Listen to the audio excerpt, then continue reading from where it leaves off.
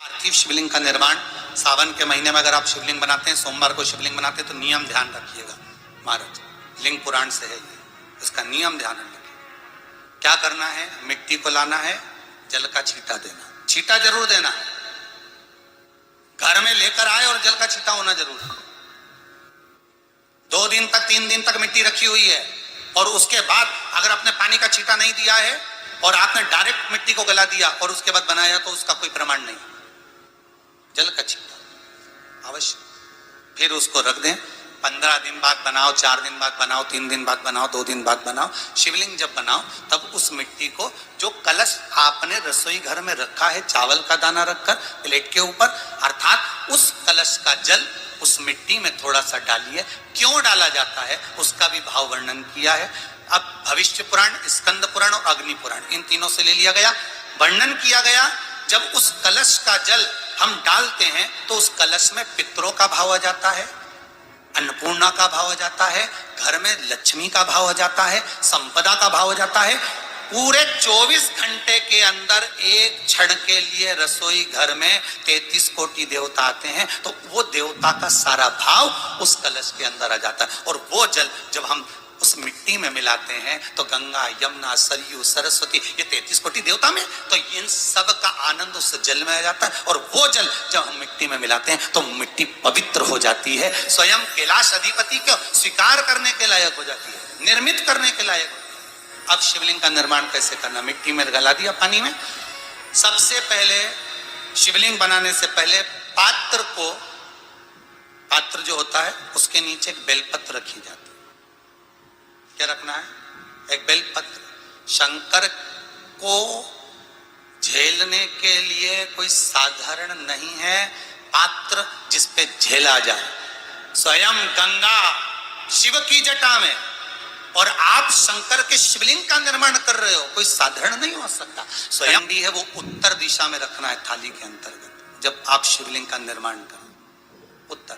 इसके ऊपर जो गलाई हुई मिट्टी है वो डाल दीजिए, और डालने के बाद सबसे पहले शिवलिंग का स्वरूप बनाना है। सबसे पहले नीचे की जलाधारी नहीं बनाना। क्या बनाना है? शिवलिंग का स्वरूप बनाना। बनाने के बाद उसी शिवलिंग के पास में और मिट्टी डाल लीजिए, फिर जलाधारी का निर्माण करें। फिर जलाधारी,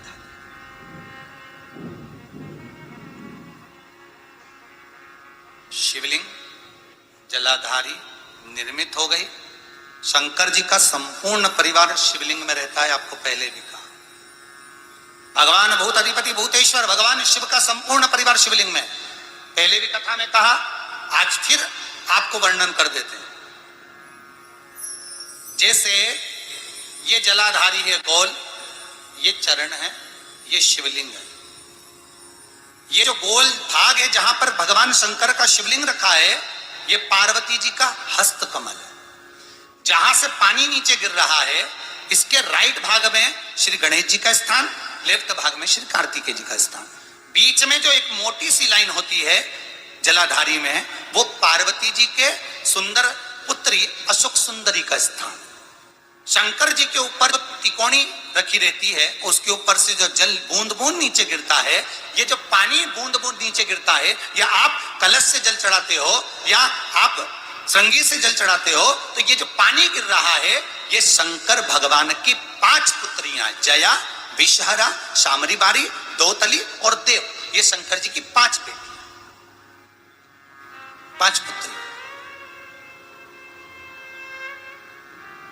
कार्तिकेय भी है, गणेश भी है, अशोक सुंदरी भी है, शंकर जी की 5 बेटियां भी हैं, शंकर भी है और पार्वती भी। अर्थात शिव जी के परिवार में आपको गणेश जी की पूजन अलग करने जाने की जरूरत नहीं पड़ेगी, शंकर के परिवार में पार्वती जी की पूजन अलग करने जाने की जरूरत नहीं पड़ेगी, कार्तिकेय की पूजन अलग जाकर करने की जरूरत नहीं है। शंकर का परिवार शंकर के शिवलिंग के साथ में उस जलाधारी में संपूर्ण परिवार शंकर का विराजमान है, संपूर्ण परिवार, कुछ भी नहीं, संपूर्ण, और पूरा परिवार है महाराज। फिर वही बात आई, ध्यान दीजिएगा, जिस व्यक्ति को नींद ना आवे, रात्रि को सोते समय टेबलेट खाने की जरूरत नहीं, शंकर भगवान की 5 पुत्रियों का नाम लीजिए। जया, हाथ में जल लो, पलंग पर बैठो, जल हाथ में लिया, जया आचमन कर लो। विषहरा आचमन कर लो। शामली बारी आचमन कर लो, दौतली आचमन कर लो, और देव आचमन कर लो। ये शंकर की जो 5 पुत्रियां हैं, ये ऐसी पुत्रियां हैं जो निंद्रा देवी को लेकर आती हैं और हमें विश्राम का आनंद सुख प्रदान करती हैं, हमारे नयनों पर विराजमान रहती।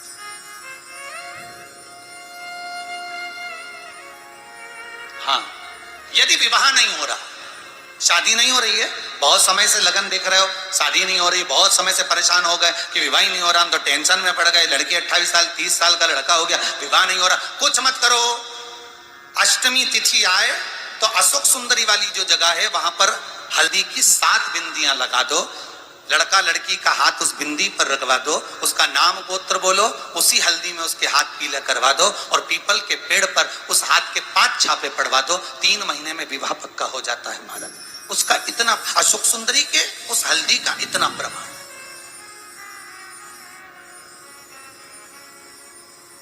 3 माह के अंतर्गत विवाह नक्की होगा, इतना इतना प्रमाण है महाराज। भगवान शिव की आराधना का कोई साधारण फल है महाराज।